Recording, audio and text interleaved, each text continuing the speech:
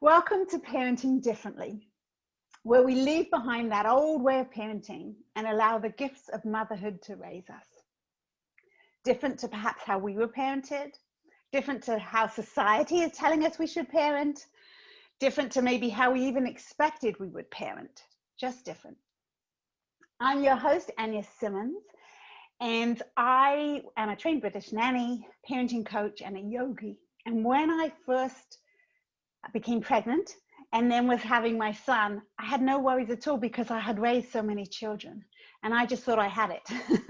And then I was kind of shocked when I realized I didn't, that it actually wasn't going to go by the book, which is how I was taught. So it was very interesting to me that I realized that my kids were actually raising me. My learnings and my self-awarenesses, they were my mirror. So my guest today, I'm very excited to have Asha on with us. She is a medicine woman, a mentor, a guide, an author, and a visionary.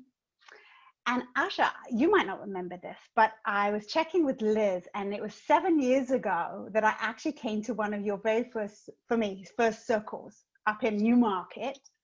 And that's how I first had you. Yeah, when she said 7, I was like, what? 7 years ago. And I've just been following you ever since and watching you grow and share. And it's so interesting to me because I'm not familiar at all with your work previous to this. And so I'm so curious as to medicine woman and parenting and how we kind of intertwine those, or how you have. So let's start with our first question. Welcome, by the way. Thank you. And who are you and who are you mothering? That is such a beautiful question. When I first heard that question, I felt compelled to say that I am a good ancestor, because that really relates to how I parent in thinking about the 7 generations to come. So I am parenting. To me, I call my children my elders, my little elders. So I feel that I am parenting little wise elders that are going to be the ancestors to come. And we speak a lot about Minobamadzawin is our way of saying we walk the good path. So that is something that I try to instill for myself and hopefully then for the generations to come. Wow, I love that. I love that idea. So I say wise little men. So a little similar, but I'm not really thinking of the elders. I love that. That is super. Thank you. And then I always dive in a little too deep. I think I got to slowly work in. I'm just like, I've got some info. I want to know. So is there a belief from your childhood that you think you carried with you and that your children are helping you to shed, to kind of rid yourself of?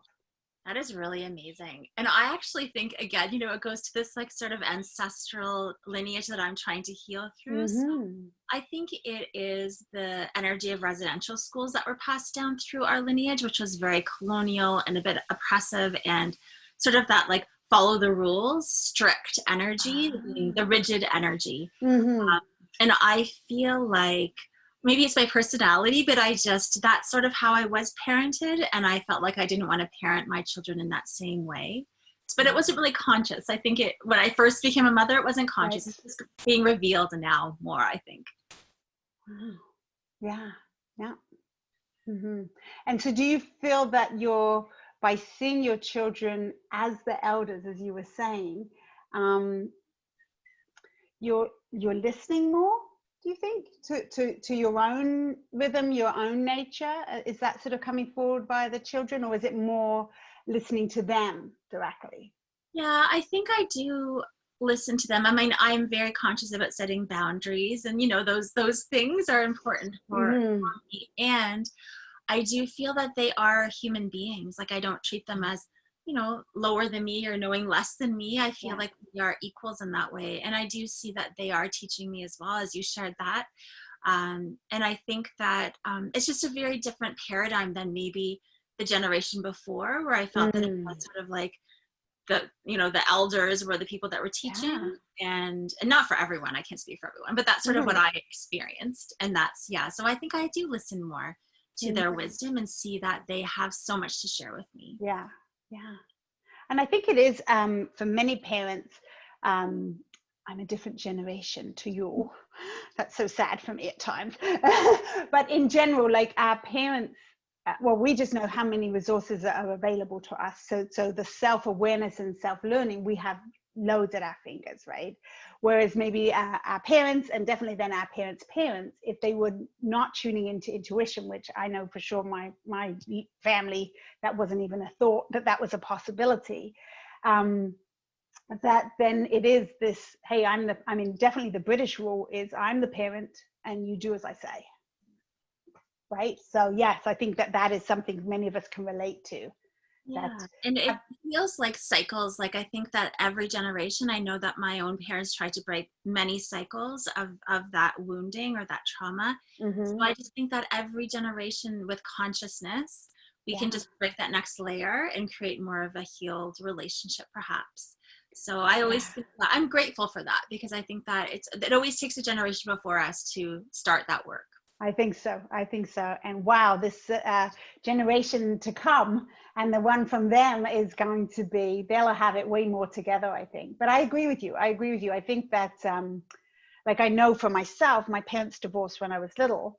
And because of my mum's upbringing, she really tried to make the divorce work. So she was super kind about my dad and all of this. So it definitely, each generation sort of learning, okay, I want to do this better. Even if we mess up, and we're going to, I want to do it better. Yeah.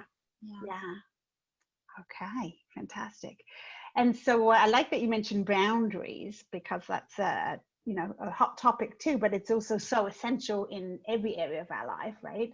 As women and as humans. How do you sort of stay connected to yourself while this magnificent parenting and life-changing as having children, they take up a lot of our time? How have you kind of carved out to stay connected to yourself and to these wonderful dreams you have? It's so interesting, because when I was really little, I wanted to be a mama. That was like one of my dreams and visions. I just loved children so much. And then I felt these other dreams activating inside of me, in my early 20s, and that visionary energy started to become really strong. So somehow I wish I could say it was intentional, or that I really tried to balance the two. But I think for myself and for the souls that have chosen me as their mother, they kind of came in knowing that I love being their mother. I love being a mama, and I have dreams too that are different from being a mama too. So I sort of feel like it's a co-creation somehow, that they came in knowing that, and they support that. So I've always put those sort of other dreams as a priority as well in my life. It's just always been important, I think, for it's almost like a soul importance. I can feel it being driven from somewhere inside of me. Right. And maybe it's just part of the medicine. I can feel my medicine is as mama, and I have other medicine too. So I think it's just an inner knowing. Fantastic. That's really a powerful way to change things, I think, when you come with that inner knowing. And like you say, not necessarily consciously thinking, right, okay, well, I'm going to have children and this is the rules and this is how I'm going to, right? It's just kind of been evolved from your inner knowing. That's fantastic. That's really fantastic. Because when mine were little, I got completely lost in the motherhood role. Also the same dream. I want to be a mom. I had wanted to be a mom of 6, 7 children. I was just going to be that. And after one, even after the first one, I was like, whew, this is exhausting. Because I didn't have those boundaries like you have, and I didn't really set it up that it was important for me to be Anja. Right. So that I'm very lot of admiration for that. Yeah, well, I have to say though, during COVID times, it did shake things up, because I wasn't used to doing my sort of work in the world in that way full time, and being a mama full time, and that was really hard for me. It threw me off completely, because I could not hold both roles at 100%. Right. No.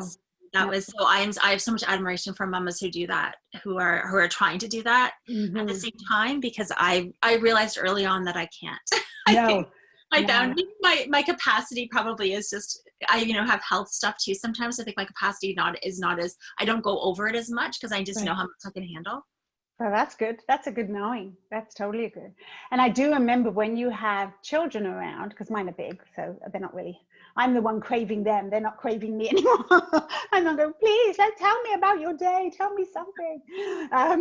That it's so hard to have a thought, right? Because they take over. It's hard. I know for myself, um, they're just there talking or sharing, and the idea of that sort of piece that you can create from or think from or finish a thought, right, is hard. So I really, for mamas with younger kids through lockdown, I was like, wow, especially business owners, right, trying to still, and not just trying to, but wanting to create and do, and you're like, I have nothing left, I can't get my brain in. So true. That is awesome. So having the two children that you have, I'm assuming different personalities too. Do you parent them differently, do you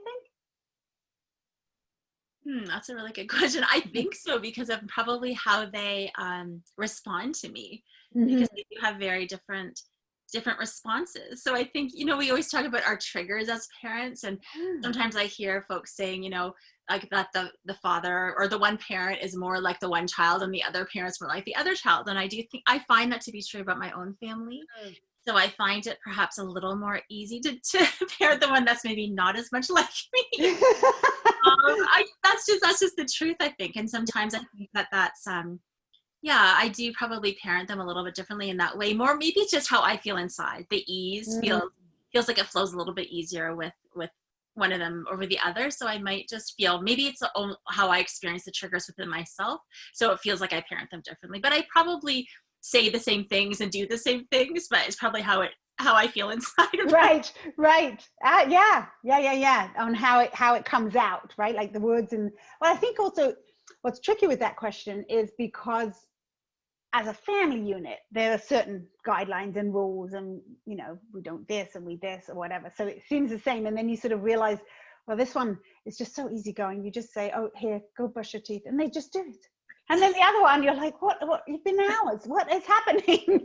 Why have you not brushed your teeth? What happened, right? So yes, yeah. It's so intuitive. That's exactly it. It's the brushing the teeth. I tell you, brushing your teeth, who knew it was going? They didn't teach you that before. They didn't teach me that in nanny school, that's for sure. We never talked about brushing teeth. Yet every day it's the same. Brush your teeth. Did you wash your hands? Did you use soap? Right? Right. Yeah. Sometimes it's the most simple things, but yeah. So I do think parenting them, I'd probably parent them the same, and it's just like my inner world's a bit different. Yeah. Right. That's good. Now, as having a partner, are you guys sort of on similar wavelengths in parenting? And if not, how do you, without being really personal, you can share what you like, but like, how do you navigate that? Yeah, no, we have very different parenting styles. We grew up very, I think that's probably true for many. I think it might be rare maybe to have similar parenting styles, but we were parented very differently. So I think it's been a process of a journey of growth and trying to grow together in that way. We're still learning. I'm sure you learned for the rest of your life, but we're still learning how to try to parent in those ways. It's hard. I find that challenging, actually. Yeah. And actually, I had done some research on it once for a program I was doing, and I really, because same for me and my husband, very different backgrounds, same. And it's actually a gift for our children, I think, that they have two very different sort of views on life almost, or ways that you interact. And it benefits them more so as they go out in the world, that there's not just, this is how everybody does it. Because it's kind of, I guess it's like finding out Santa. It's kind of shocking because you're just like, but this just like, what, at home we never did. So, it gives them some fantastic tools on dealing with them. And then, which the part I don't like, is they watch how we do deal with differences ourselves with our spouse. And I have not been fantastic at that, in, working through an argument or working through sort of, okay, well, my husband's a musician and I'm from the sort of British background. These are the rules. And it was very, very different. For him, bedtimes didn't really matter. So around this time, getting up doesn't matter. It's okay. You get to school late, no problem. And those were big issues, right? For me, that it was like, okay, I would take him out the picture and say, okay, we're going to listen to mummy. Mummy is going to save you in this world. But not so, funny enough, not so. I have a musician son, so that didn't quite result in the same leeway. But yeah, I think you're right. I think it's a many parents, and I think it's actually is, though, a gift to them to sort of realize. That's a beautiful perspective. I actually never thought of it that way. So thank you for sharing that. Oh, you're very welcome. You're very welcome. I think, and they learn so fast who does and who doesn't. Right? It's good. They quite quickly are in tune to, you know, when I'm not feeling good, maybe it's the daddy gives me more hugs or is like, will lie with me, you know, and mummy's the one who, whatever, they figure that out, and that's great. Yeah, that's beautiful. Oh, thank you. So I have the last question for you. So thank you for being here with me. And so this one is, what do you wish you had known and could tell your younger parenting self? Is there a message there? That's a really good question. I feel like my littlest is 3, so I think like sometimes I still feel like I'm such a newbie. I think I would tell myself to practice compassion and forgiveness for myself when I mess up, because what I've noticed is it's interesting. My mother always was able to apologize to me, and I feel like that's something that I'm really able to do because my mother did that for me. Right. So I noticed that if I say sorry and we have like a connection before bedtime, that my children, we have that connection and they're able to forgive me. And I'm always in awe of their, like, it makes me emotional, their forgiving hearts, you know, like it's not like I want to hurt them, but if I know that I've done something that might be hurtful and I say sorry, that it seems to like mend things and our hearts heal together. And I think I would have, because sometimes that guilt comes in.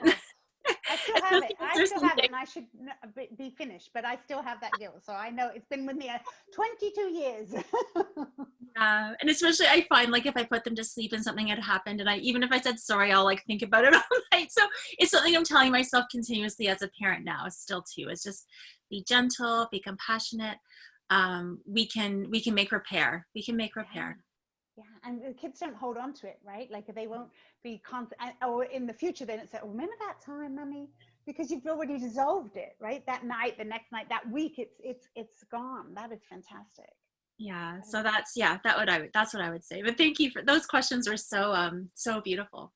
Oh, thank you. It's was my focus for this was to really let other mothers and I'd love to have fathers on. It seems to just I'm working with mothers, so it's more mothers, but I will seek out fathers too, because as this idea of just, there's lots of things about actual parenting, we get that, but what about us? What about how, and consciously making a choice to do it differently is really the way we're going to change this nutsy, crazy world, right? And so it has to, I want to sort of amplify voices for that, and you certainly do. You certainly did that for me today. Thank you for having me. You're very welcome, Asha. Thank you so much. And when this is posted, the release date I'm thinking is October 1st. I'm still working for that to start releasing the interviews. Everything about Asha, how you reach her, and more information on her will definitely be posted in the links. So thank you very much, Asha, for being here. Thank you for anybody watching, and please leave any comments you have for us, and I will pass them on to Asha if you have more information there. Have a lovely afternoon.